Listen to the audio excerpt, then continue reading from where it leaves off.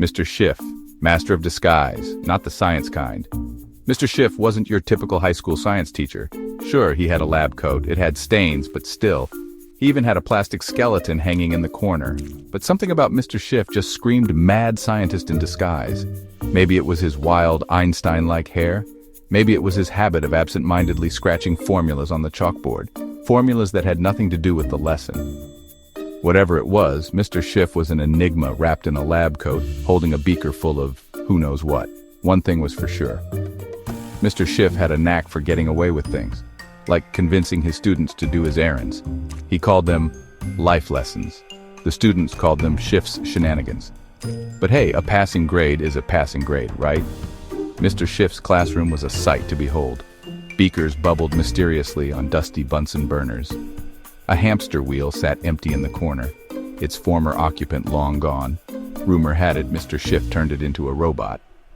And then there was Mr. Schiff himself, holding court at the front of the room, a mischievous glint in his eye. Schiff's student errand service, from dry cleaning to dog walking. Mr. Schiff's errands weren't your typical teacher requests. Could you pick up my dry cleaning? It's on the way to, the Science Museum, he'd say, winking conspiratorially. Or my dog Newton needs a walk. Think you can fit it in before, studying the laws of motion? One time he even convinced poor Emily to dress up in a lab coat and pretend to be him at a parent-teacher conference. It's all about learning to think on your feet, he'd assure them, his voice dripping with false sincerity. There was Michael, the football star, who somehow ended up cleaning Mr. Schiff's gutters. It's all about understanding gravity and structural integrity, Mr. Schiff had explained, completely serious. Then there was Sarah, the shy artist, who was tasked with painting his entire living room. It's about exploring the chemical composition of paint pigments, he'd said, handing her a paintbrush and a bucket. Life lessons or life hacks?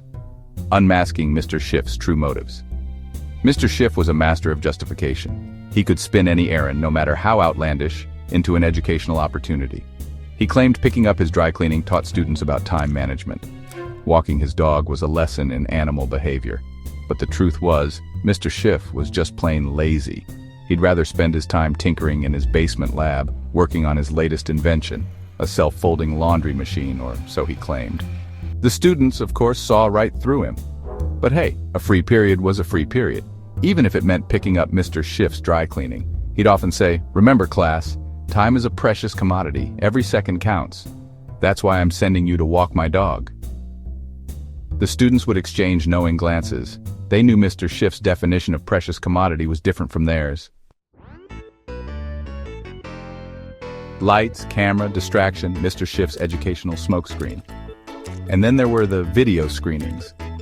Every Friday, without fail, Mr. Schiff would dim the lights, roll out the TV cart, and announce, "Time for a little educational entertainment." But instead of documentaries about the solar system or the wonders of the human body, Mr. Schiff would pop in the most random VHS tapes.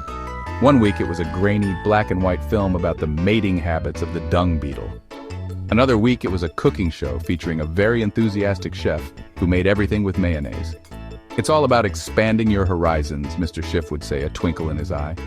The students weren't buying it. They knew Mr. Schiff just liked weird movies.